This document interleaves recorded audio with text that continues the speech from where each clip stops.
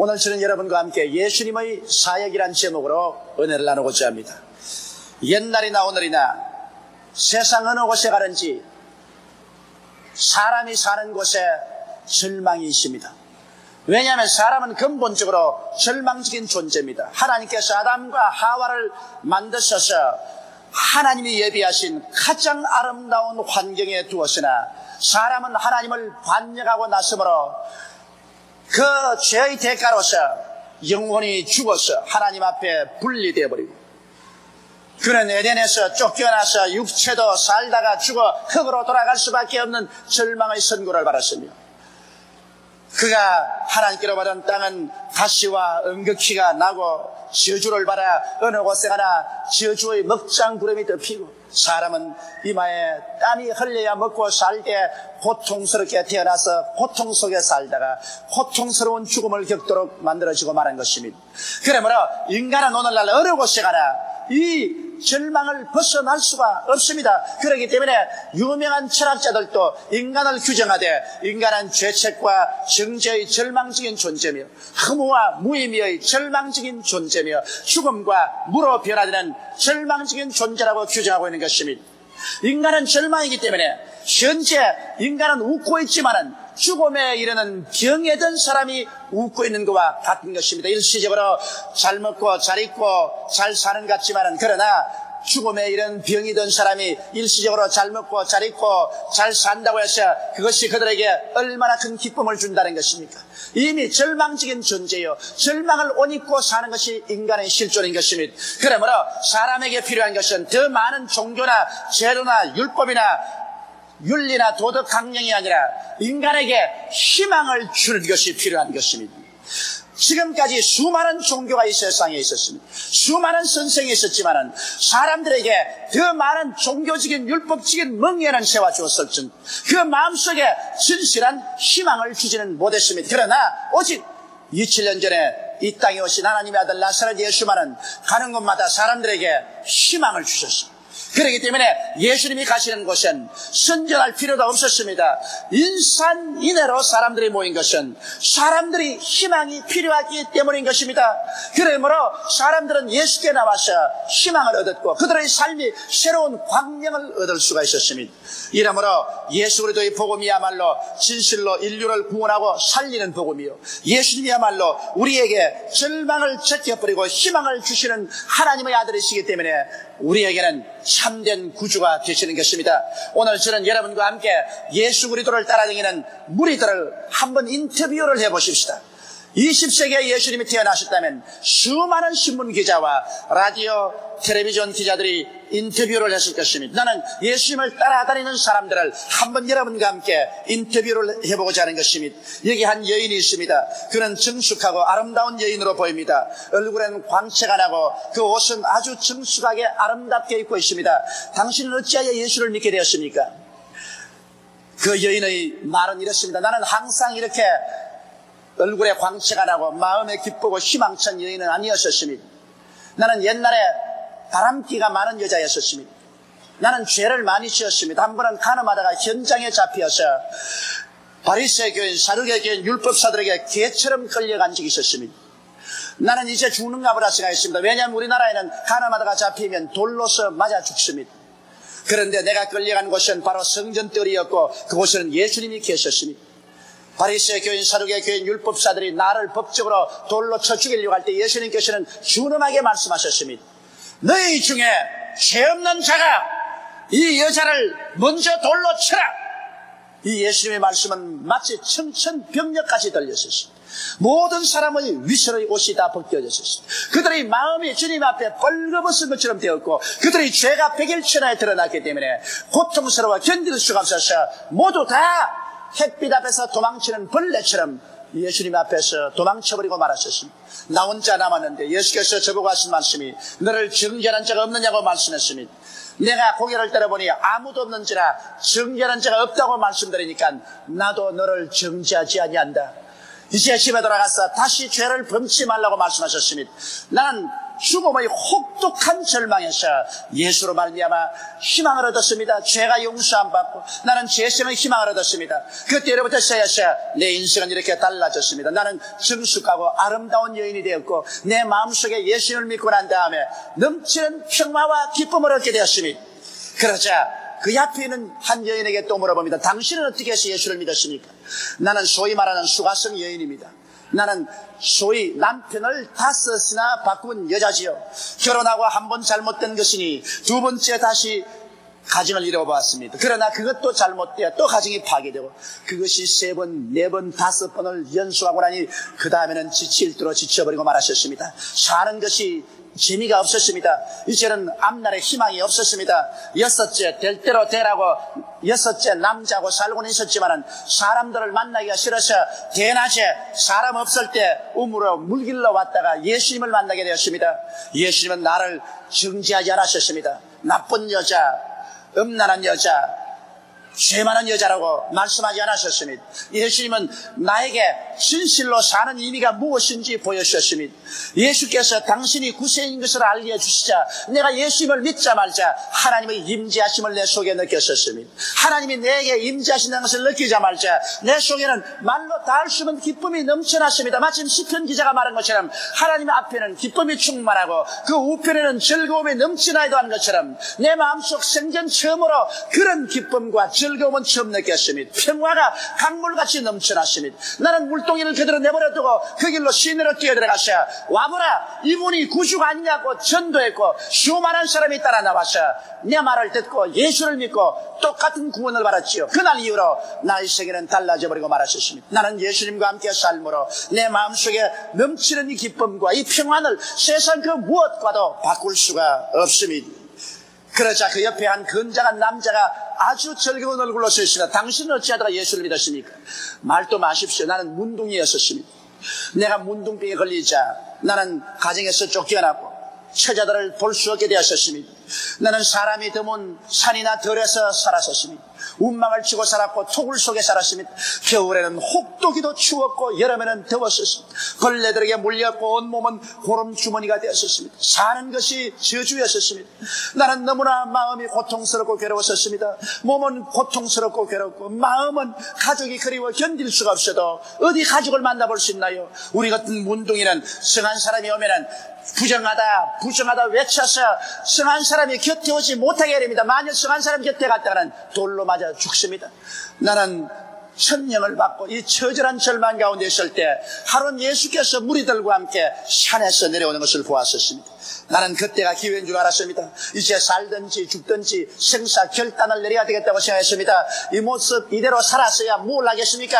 그래서 담대하게 성한 사람이 있는 곳으로 뛰어들어갔었습니다. 성한 사람들이 기겁을 하고 놀라서 손에 돌을 들었습니다만 나는 예수님 앞에 무릎을 꿇었지요. 그리고 말했습니다. 주여 원하시면 나를 깨끗하게 하실 수 있나이다.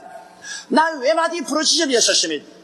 그때 예수님께서 나에게 손을 내미시고 고름이 질퍽한 내 머리에 손을 대시지만 내가 원하노니 깨끗함을 받으라고 하셨습니다. 그러자마자 하늘에서 불이 떨어지는 것 같았습니다. 내 온몸이 불타는 것 같더니 순식간에 문둥병은 사라지고 나는 이와 같이 새 사람이 되고 말하셨습니다. 예수님으로 말미암아 소망을 얻었지요. 그 어둡고 캄캄한 문둥병이란 절망에서 나는 찬란한 소망을 얻었습니다. 나는 우리 집으로 돌아갔고 부모를 모시고 처자와 함께 삽니다. 이 얼마나 소망찬 일인 것입니까? 예수로 말미암아 얻은 이 소망은 아무도 빼앗을 수가 없습니다. 그러자 그 옆에 두 자매가 서 있습니다. 당신의 이름은 뭡니까? 예, 나는 마리아라고 말하고 나 언니는 마르다라고 말합니다. 우리들은 베다니아의 빈민굴에서 살았죠. 예수님께서 예루살렘에 와서 복음을 전하고 난 다음 주무실 때는 언제나 베다니아의 빈민굴에 와서 주무셨습니다.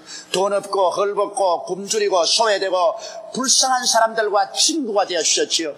베다니아에서도 우리 아버지 어머님 일이 잃어버리고 우리 형제들이 가난하고 슬프게 살기 때문에 예수님은 우리 집에 와서 마치 우리의 부모와 같이 부형과 같이 되어주셨습니다. 그런데 하루는 예수님이 요단강 건너편에 계실 때 우리 오라버니가 병들어서 죽어버리고 말하셨습니다. 우리 여형제 둘이는 가장 처절한 절망에 처했습니다. 천지가 아득하고 우리는 오라버니와 함께 따라서 죽을 수밖에 없었습니다. 그럴 때 예수님께서 나흘 만에 오셨는데 오라버니는 무덤에서 썩은 냄새가 났습니다.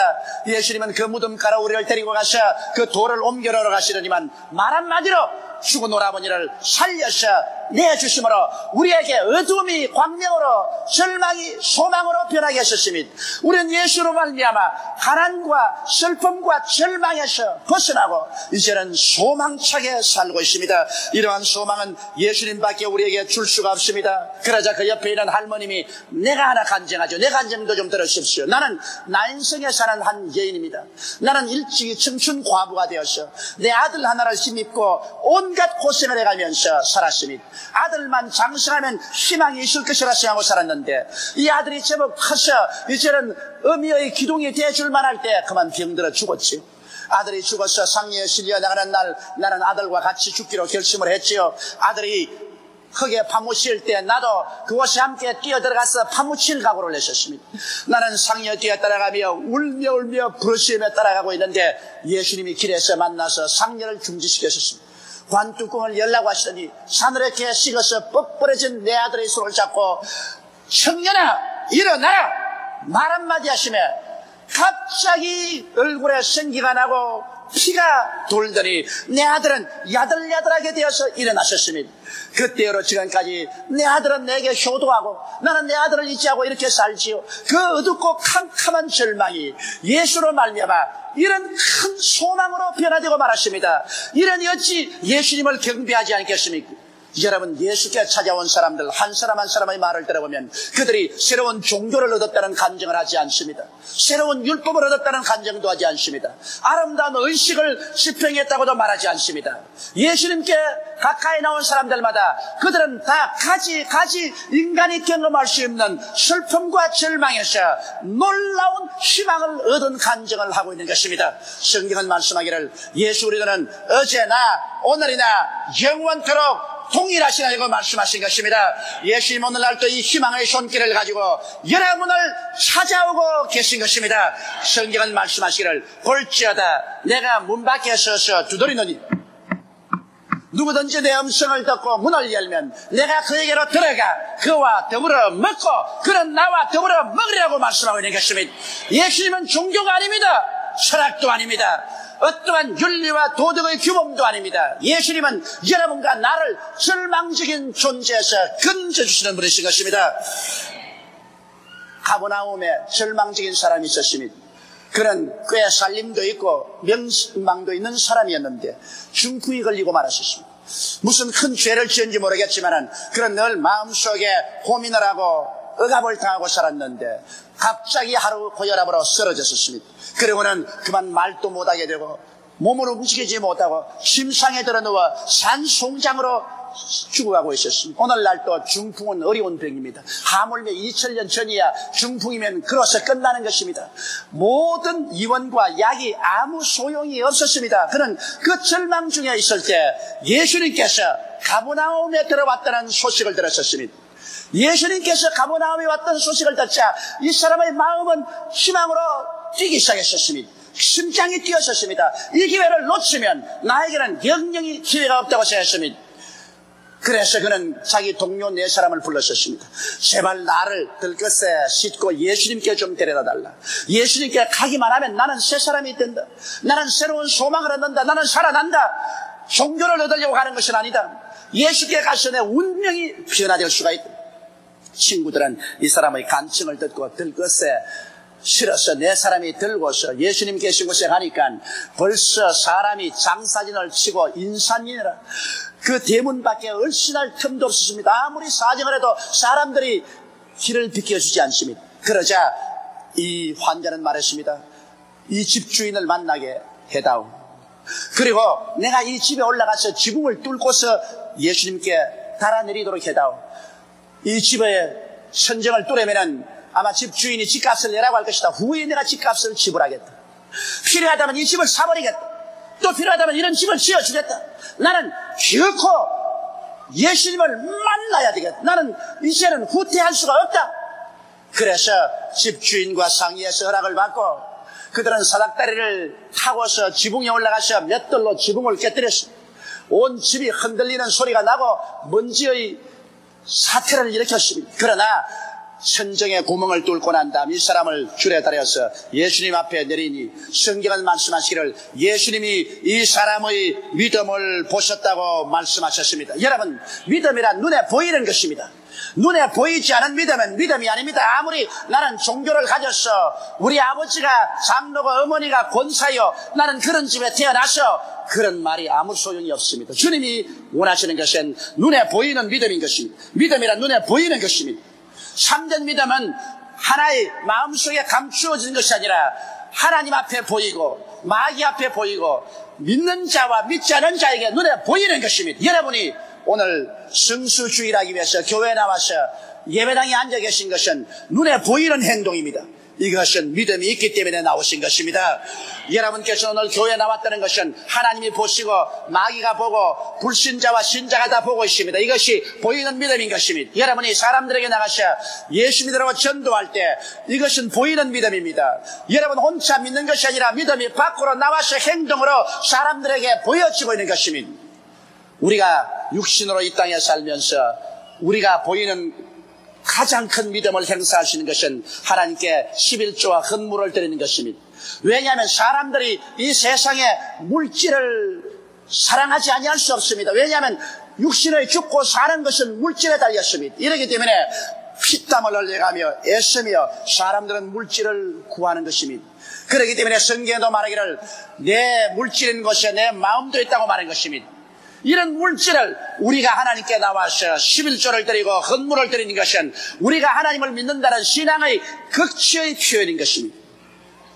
사람들이 신앙이 없고야 하나님께 11조나 헌물을 드리지 못합니다, 여러분.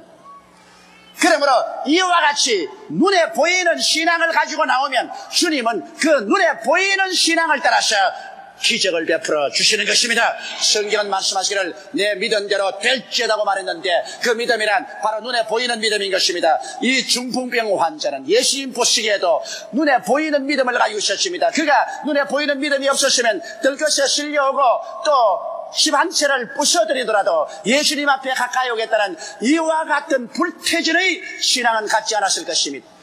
예수님도 그 믿음을 보셨고 그에 있는 모든 사람들도 이 사람의 믿음을 보고 감탄했습니다. 예수님은 이 사람을 보시자마자 소자에 안심하라 내 죄사함을 받았나니라고 말씀했습니다. 하나님과 사람 사이를 막는 담은 죄밖에 없습니다. 그 무엇도 하나님과 사람 사이를 막을 수 없지만은 죄는 하나님과 사람을 분리시켜버리고 마는 것입니다. 예수께서 이 사람을 보고 내 죄사함을 받았다고 말하니까 그곳에 앉아있던 율법사나 서기관들이 속으로 불평을 말했습니다. 하나님 이외에 누가 죄를 사할 수 있는가? 이 사람이 죄사함을 준다고 말하니 하나님을 모욕한다고 말했습니다. 그러자 예수님이 그 생각을 하시고 곧장 말씀했습니다. 어찌하여 너희 마음속에 악한 생각을 가지는가?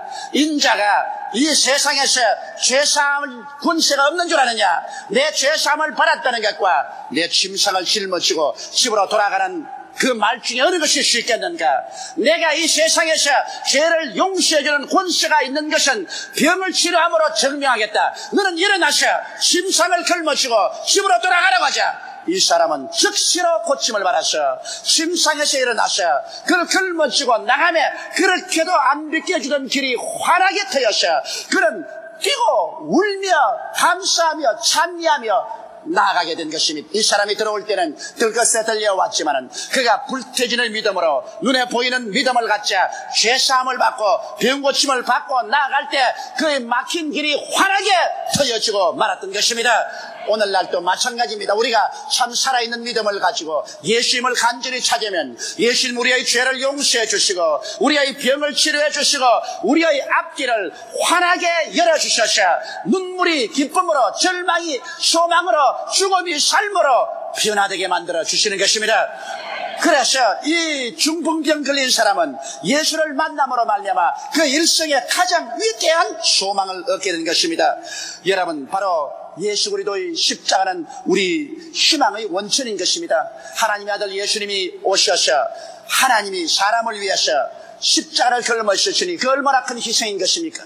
다윗은 말하기를 여호와는 나의 목자시니 내게 부족함이 없으리로다. 제가 나를 푸른 초장에 누이시며 쉴만한 물가로 인도하신다고 했는데 오늘 여러분과 나의 푸른 초장과 쉴만한 물가에는 다른 곳이 아닌 바로 십자가 밑이 그런 장소인 것입니다.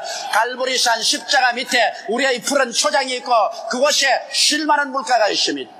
하나님께서는 그 아들 예수를 통해서 십자가에서 모든 절망을 다 못 박아버리고 불태워버린 것입니다. 십자가는 바로 여러분과 나의 소망의 원천입니다. 그곳에서 절망이 사라져버리고 마는 것입니다. 오늘 인류들을 살릴 수 있는 유일한 처소는 바로 십자가 밑인 것입니다. 왜 그럴까요? 첫째로 십자가 밑에서 우리는 죄사함을 받는 크나큰 소망을 얻습니다. 다른 종교에서는 죄사함을 받기 위해서는 5년, 10년도 걸리고 온갖 고행을 다하고 온갖 고통을 겪어야 합니다. 그러나 예수 믿는 사람 그렇지 않습니다. 예수께서 하나님으로서 사람을 대신해서 십자가에 못 박여 피 흘려 거대한 대가를 지불했기 때문에 죄를 지었음에도 불구하고 못났음에도 불구하고 회개하고 믿기만 하면 눈 깜박할 사이에 그 순간에 그 모든 죄가 하나도 없이 다 용서함을 받고 하나님 앞에 담대하게 설 수 있는 자격을 얻게 되는 것입니다. 이러므로 십자가 밑에는 죄사함의 놀라운 희망의 광채가 비치는 처소인 것입니다. 둘째로 십자가 밑에서는 크나큰 위로를 얻을 수 있는 희망이 있습니다. 사람들은 이 세상에서 마치 고아와 같이 버림받고 살고 있는 것입니다. 아무도 도와줄 자가 없는 외로운 인생길을 살아가고 있습니다. 그런데 우리가 십자가 밑에 가면 하나님께서 우리를 고아와 같이 버려두지 아니하고 예수 그리스도를 믿는 사람들에게 우리를 도와줄 보혜사 성령을 보내주시는 것입니다. 예수께서 말씀하기를 내가 너희를 고아와 같이 버려두지 않고 너희에게로 오리라. 내가 아버지께 구하겠으니 그가 또 다른 보혜사를 너희에게 주사 영원토록 너희와 함께 있게 하시라고 말한 것입니다. 보혜사란 바로 하나님께서 여러분과 나를 도와주기 위해서 보내신 우리의 변호사요, 우리의 위로자요, 선생이요, 안내자요, 우리에게 능력을 주신 자인 것입니다. 여러분은 성령님을 가볍게 생각하지 마십시오. 여러분께서 매일같이 숨쉬면 공기가 폐 속에 들어갔다 나왔다는 것처럼 성령께서도 기도를 통해서 여러분 속에 와서 함께 거하시는 것입니다. 여러분이 주 예수 이름으로 평소에 늘 기도할 때 하나님의 성령은 여러분과 함께 역사하여 주셔서 여러분에게 위로의 원천이 되십니다. 성경은 말씀하기를 성령도 우리 연약함을 도우신다고 말했습니다. 오늘 이 시간에 연약하지 않은 자가 어디에 있습니까? 지적으로 연약하고 감정적으로 연약하고 의지로 연약하고 육체로 연약하고 생활에 연약할 때 보혜사 성령은 여러분과 나에게 돕는 자가 되어주시는 것입니다. 나는 수없이 성령께 부르짖습니다. 여러분 아시다시피 저는 전 세계 각지에 나가서 크고 낮은 자 수많은 사람들에게 복음을 전개합니다. 조용기의 지력으로서는 감당할 수 없는 어려운 일을 당할 때가 많습니다. 그럴 때마다 나는 언제나 내게 돕는 자가 있다는 것을 생각할 때 마음에 크나큰 위로를 느끼는 것입니다. 나는 늘 말합니다. 보혜사 성령님을 인정합니다. 환영합니다. 모셔드립니다. 의지합니다. 성령이여 나와 함께 가주시옵소서. 저는 성령께 의지하고 나갈 때 높고 낮은 자 어떠한 처지에 처할지라도 성령께서 지혜와 총명을 주시고 모략과 재능을 주셔서 무슨 일이든지 성공적으로 할 수 있도록 도와주신 것을 늘 체험하고 있는 것입니다. 이러므로 우리는 연약하나 십자가 밑에서 크나큰 위로를 받을 수 있는 보혜사 성령을 모시는 희망을 얻을 수가 있는 것입니다. 셋째로 우리는 십자가 밑에서 치료의 소망을 얻습니다. 오늘 수없이 많은 사람들이 마음의 상처를 입고 있습니다. 사람이 마음이 부정적이 되면 자기도 괴롭고 남도 괴롭힙니다. 여러분 사람의 마음이 어떻게 부정적이 되나요? 남을 의심하고 남을 미워하고 남을 정죄하면 자기도 부정적이 되고 그 다음 부정적이 된 사람은 이 세상에 어느 곳을 보나 남의 결점만 바라보고 남을 핥히고 남을 올무에 집어넣으려고 합니다. 자기도 불행하고 남도 불행하게 되고 마는 것입니다. 사람은 부정적으로 살지 말아야 되는 것입니다. 그러면 어떻게 하면 긍정적으로 될까요? 긍정적인 생각과 긍정적인 말과 긍정적인 행동을 어떻게 할까요? 이것은 인간으로 힘써서 되는 것이 아닙니다. 긍정적으로 되려면 용서하고 사랑하고 감사하는 사람에게 긍정적이 됩니다. 남편을 긍정적으로 보려거든 남편을 용서하고 사랑하고 남편을 감사하십시오. 아내를 긍정적으로 보려거든 아내를 용서하고 사랑하고 감사하십시오. 인간이라는 것은 용서하고 사랑하고 감사하는 길 이외에는 절대로 긍정적이 안 됩니다. 자기를 긍정적으로 보고 싶으면 자기를 용서하고 자기를 사랑하고 감사하십시오. 그러면 자기도 긍정적이 되는 것입니다. 이렇게 해서 우리는 십자가 밑에서 주님의 용서를 받고 사랑을 받음으로 말미암아 긍정적으로 치료함을 받을 수가 있습니다. 사람이 인격적으로 치료함을 받는다는 것 중요합니다. 치료함 받은 남편, 치료함을 받은 아내, 치료함을 받은 부모, 치료함을 받은 자식들이 함께 살 때 여러 가지 역경이 다가오지만은 행복을 추구할 수 있습니다. 밝고 맑고 환한 마음을 가진 그 속에 용서와 사랑과 감사가 있고 긍정적이고 적극적이고 생산적인 삶이 이루어지는 것입니다. 우리는 십자가 밑에서 이와 같이 치료를 받아 긍정적이 될 수가 있고 육신의 치료도 받을 수가 있습니다. 육신이 병들고 의학적으로 치료 안 받을 수 없는 절망에 처할 때 얼마나 어둡고 캄캄한 사망의 엄청난 굴렁텅이로 떨어지겠습니까? 그러나 예수 믿는 사람은 주님께서 오늘날 우리의 의사가 되시고 예수께 나오면 주님의 능력의 손으로 우리를 치료해 주신 것을 알기 때문에 우리는 그 속에 희망찰 수가 있습니다. 넷째로 낭패와 실망을 당하고 이 세상에서 가시와 은극히에 휘말려서 피투성이가 된 인생이 새로 재생할 수 있겠습니까? 여러분, 우리 주님이 원하시는 것은 여러분과 내가 인간다운 삶, 그리고 하나님께 영광된 삶, 남에게 짐이 되지 않은 삶을 살기를 원하시는 것입니다. 아담과 하와 이후로 저주가 이 땅을 휩쓸어서 가난과 낭패와 실망과 절망의 가시와 은극히에 걸려서 피투성이가 된 사람들이 얼마나 많습니까? 이것은 하나님의 뜻이 아닌 것입니다. 십자가 밑에 와서 이 가시와 은극히를 풀어제껴야 하는 것입니다. 성경은 말씀하기를 그리스도께서 우리를 위하여 저주를 받은 바 되사 율법의 저주에서 우리를 다 속량해 주었다고 말한 것입니다. 우리는 저주에서 값주고 사내음을 받았었습니다. 이제는 저주 아래 있지 않습니다. 이제는 아브라함의 축복 속에 있습니다. 이러므로 여러분의 마음속에 있는 나는 못한다, 나는 안 된다, 나는 알 수 없다, 나는 절망이라는 부정적인 저주의 가시체와 은극히를 뽑아내어서 여러분의 생각에 할 수 있다, 하면 된다, 해보자, 예수님이 나의 축복이고 아브라함의 축복이 내 것이라는 줄기찬 믿음을 얻게 되시기를 주의 이름으로 축원합니다. 여러분께서 하나님께 복을 받아 남에게 나누어 줄 것이 있어야만 하는 것입니다. 성경은 말씀하기를 제가 흩어 가난한 자에게 주었은즉 그 의가 영원히 있다고 말하셨습니다. 주는 자가 받는 자보다 복이 있다고 말씀한 것입니다. 그러기 위해서 우리는 저주에서 해방을 얻어야 되는데 십자가 밑에는 저주에서 해방을 얻는 하나님의 은총이 있습니다. 아브라함의 축복이 강물처럼 넘쳐날 수 있습니다. 그러므로 그 속에서 우리는 축복의 희망을 얻을 수가 있는 것입니다. 우리는 다섯째로 십자가 밑에서 영생 부활의 희망이 있습니다. 사람이 무엇입니까? 잠시 있다 사라지는 안개입니다. 어제까지 즐겁게 노래하고 대화하던 사람이 오늘 사라질 수 있습니다. 나는 어제 훌륭한 한 어른이 순식간에 세상을 뜬 이야기를 들었었습니다. 그는 아침에 식사 잘하고 대학 다니는 애들에게 학교 갈 때 조심하고 갔다 오라고 당부하고 부인에게 내가 직장에 갔다 오리다 인사하고 집 앞에 나와서 통근차를 타려고 길을 건너는데 18살 먹는 무면허 오토바이 운전사가 전속력으로 달려와서 50대의 그 어른을 치어서 죽였습니다. 여러분, 인생이란 무엇입니까? 잠시 있다 사라진 안개입니다. 거짓말같이 살다가 거짓말같이 없어집니다. 모든 인생은 불과 없고 그 영화는 풀의 꽃과 같아 풀은 시들고 꽃은 떨어지나 야훼의 말씀은 영원토록 있다고 말씀하신 것입니다. 그러므로 오늘 우리는 십자가 밑에서 우리는 소망을 얻을 수가 있습니다. 왜냐? 죽음조차도 우리를 이기지 못합니다. 사망아, 너희 이기는 것이 어디느냐? 사망아, 너희 쏘는 것이 어디에 있냐고 사도 바울이 외쳤습니다. 왜냐하면 그런 말하기를 만일 땅에 있는 우리의 장막집이 무너지면 손으로 짓지 아니한 영원한 집이 우리에게 있는 줄을 안다고 그는 확실하게 말씀을 하셨습니다. 예수님께서 친히 너희는 마음에 근심하지 말라. 하나님을 믿으니 또 나를 믿어라. 내 아버지 집에 있을 곳이 많도다. 그렇지 않으면 내게 일러시리라. 내가 너희를 위하여 처소를 예비하러 가노니 가서 처소를 예비하면 다시 와서 나 있는 곳에 너희도 함께 있게 하리라고 말씀하셨습니다. 사랑하는 성도 여러분, 오늘 하나님께서는 여러분과 나를 위해서 눈물과 근심과 탄식과 입이라는 것이나 고하는 것이나 아픈 것이 없는 세계를 예비해 놓고 계십니다.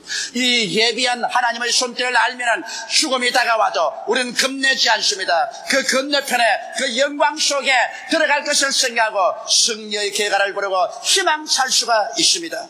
예수님은 용서를 베풀고 사랑을 베풀며 희망을 주시기 위하여 오셨습니다. 오직 용서와 사랑과 희망이 있는 곳에 우리는 긍정적이고 적극적인 삶을 살아갈 수가 있습니다. 예수님은 바로 희망인 것입니다. 기독교는 바로 희망인 것입니다. 여러분과 나는 예수께 나와서 절망을 불사르고 여러분의 모든 삶에 넘치는 희망을 얻게 되시기를 주님의 이름으로 축원합니다. 다 같이 고개숙여 기도드리겠습니다. 전능하신 우리 아버지 하나님, 이 세상은 절망으로 꽉 들어차 있습니다. 아무리 인간의 힘으로 희망을 찾으려고 해도 절망은 희망을 다 감싸 삼켜버리고 맙니다. 하나님 아버지요, 그러나 절망이 불태워진 곳이 있습니다. 절망이 죽어버린 곳이 있습니다. 절망이 파멸된 곳이 있습니다. 이것이 바로 갈보리 십자가 밑에인 것을 우리는 알고 있습니다. 아버지 하나님, 그러므로 수고하고 무거운 짐진 자들은 다 갈보리 예수님께 나와서 절망의 짐을 벗어놓게 도와주시옵소서. 새로운 삶을 시작하게 도와주시옵소서. 승리의 계가를 부르게 도와주시옵소서. 예수님 이름 받들어 기도드리옵나이다. 아멘.